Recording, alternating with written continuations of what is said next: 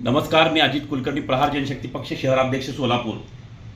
परिवर्तन महाशक्तीने आज आपल्याला महाविकास आघाडी असू दे, महायुती असू दे आणि परिवर्तन महाशक्ती हा तिसरा पर्याय आदरणीय आमचे बच्चूभाऊ असतील, आपले राजे असतील, राजू शेट्टी असतील, या माध्यमातून आपल्यासमोर एक नवीन पर्याय आणलेला आहे। आणि पक्षप्रमुख आदरणीय बच्चूभाऊंसमोर आम्ही 3 मायनॉरिटीला जागा मागितलेल्या आहेत प्रहार जनशक्ती पक्षाच्या वतीने। एखादा कोणीतरी मुस्लिम समाजावर टीका करतो, मुस्लिम समाजाला जाणून बुजून त्रास देतो, नितेश राणेसारखे लोक आक्रमकरित्या होऊन प्रहार जनशक्ती पक्षाने त्याचा विरोध केला।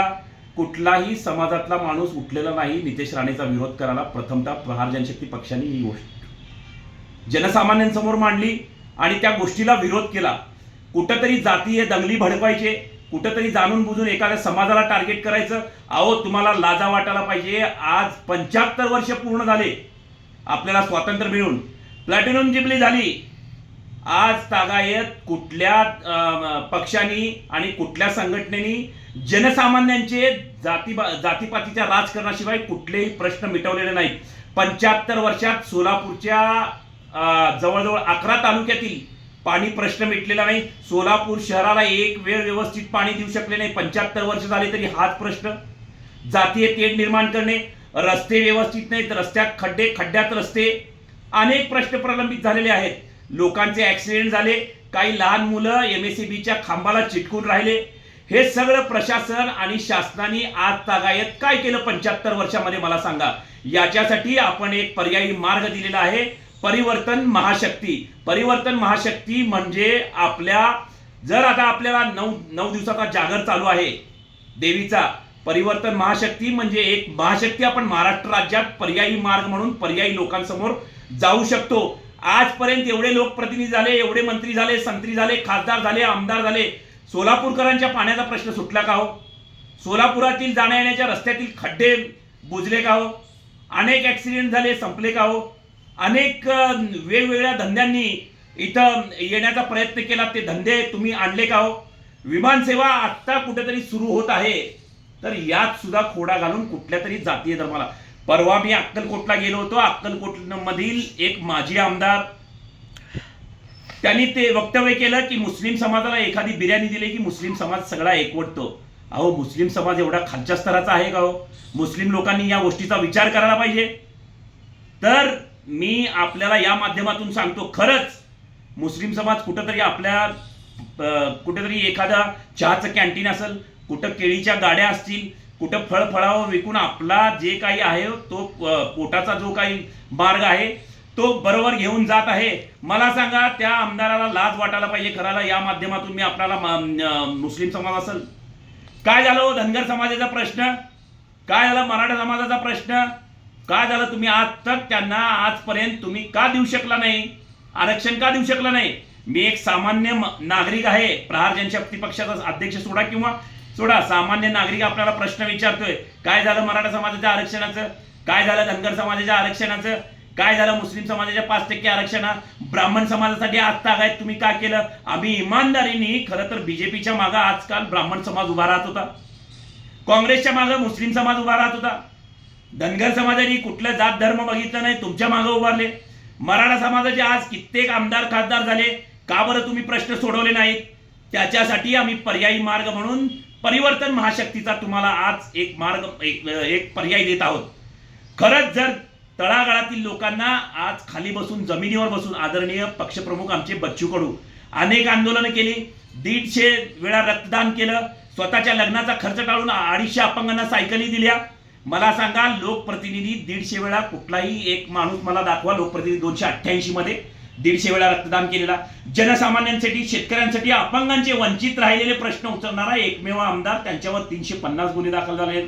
या माध्यमातून या आमदाराने पुढाकार घेऊन परिवर्तन महाशक्ती जी निर्माण केलेली आहे, त्या परिवर्तन महाशक्तीच्या बाजूने आपण राहावं।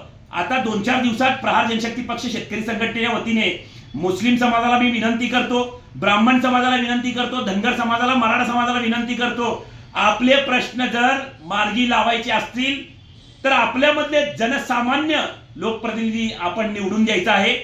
ह्या प्रस्थापितांना आता लाता घालायच्या आहेत, घराणेशाही बंद करायची आहे। जर आपल्यामधलेच कोण इच्छुक असतील तर सोलापूर जिल्ह्यातील 11 मतदारसंघामध्ये मी आपल्या माध्यमातून सांगतो, जर कोण इच्छुक असेल तर आपली फाईल घेऊन यायची, आपल्या समाजकार्याचा आढावा घेऊन यायचा, आपले समाज आपल्या तालुक्यामध्ये किती कुठल्या समाजाचे लोक आहेत, काय करू शकतात, पूर्व पश्चिम दक्षिण उत्तर आपला भाग प्रभाग कुठपर्यंत आहो, तर या सर्व गोष्टींची माहिती घेऊन आपण येणं फार गरजेचं आहे. आणि 4 दिवसानंतर आम्ही भव्य मेळावा लावणार आहे. जनसामान्यांचा आपल्यामधलाच लोकप्रतिनिधीनं फार गरजेचं आहे. आपण यासाठी एकवटलं पाहिजे. मराठा समाज असेल, धनगर समाज असेल, आपण कुठंतरी भंडारा उधळून चालणार नाही. यांची जागा दाखवून दिली पाहिजे. धनगर समाजाला मी सांगतो, कृपया विनंती करून सांगतो, आपण गुन्हे दाखल करून घेऊ नका. आपण एकवटूया. या एकवटल्यानं जर आपल्या चांगल्या लोकप्रतिनिधी जर आपल्या माध्यमातून सामान्य जरांगे पाटलासारखं नेतृत्व जर आपल्यामधून गेलं, प्रहार जनशक्ती पक्षाचं नेतृत्व जर आपल्यामधून गेलं, धनगर समाजाचं एखादं नेतृत्व जर आपल्यामधून गेलं, विधानसभेत आपले आवाज बच्चूभाऊंच्या माध्यमातून बळकट करण्यासाठी मी आपल्याला विनंती करतो की आम्ही 4 दिवसानंतर मेळावा घेणार आहे. त्या मेळाव्याला उपस्थित लावावी. आपले प्रलंबित प्रश्न 2024च्या विधानसभेत आपण मांडून कसा आपल्याला न्याय मिळत नाही हे बघूया. मी या माध्यमातून सांगतो. धन्यवाद.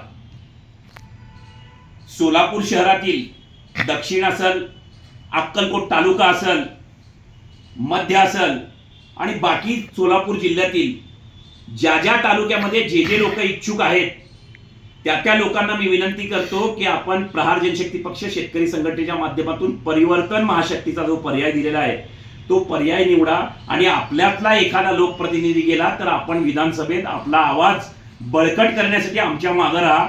आता कुठेतरी योजना चालू केलेत, आता कुठं तर खोदकाम चालू केलंय, आता कुठं तर जमिनीचं खोदकाम करून उद्घाटन करतायत, नारळ फोडतायत. अहो, एवढे दिवस तुम्ही पाण्याचा प्रश्न सोडवू शकला नाही. दक्षिण मधला बंधारे अजून झाले नाहीत. आता बापू बाहेर पडायला तयार नाही. कुठंतरी आता काय इलेक्शनच्या पुढं कुठल्या तरी योजना आणून परत. अहो, एवढे दिवस तुम्ही पाण्याचा प्रश्न सोडवू शकला नाही. दक्षिण मधला बंधारे अजून झाले नाहीत. आता बापू बाहेर पडायला तयार नाही. कुठंतरी आता काय इलेक्शनच्या पुढं कुठल्या तरी योजना आणून परत ते काय करायचं, नंतर ते इलेक्शन झाले की योजना बंद पडणार. कारण तिजोरीत खडखडाट झालेला आहे. या सर्व गोष्टीला जबाबदार कोण? सचिन कल्याण शेट्टी साहेब कुठंतरी देवेंद्र फडणवीसांना आणतात आणि तिथं जातीयवाद निर्माण करून याला आत टाक, त्याला आत टाक, पोलीस प्रशासनाला हाताशी धरून हे सगळे कामकाज जातीयवाद करणारा लोकप्रतिनिधी आपल्याला नको. सामान्य निर्मळ पाण्यासारखा आरशासारखा आपले मत मांडणारा, जनसामान्यांना घेऊन जाणारा, सर्व जाती धर्मांना दूर ठेवून माणूस म्हणून जगणारा, माणूस म्हणून पुढे येणारा आणि माणूस म्हणून शेवटपर्यंत राहणारा लोकप्रतिनिधी आपल्यासाठी योग्य आहे. धन्यवाद.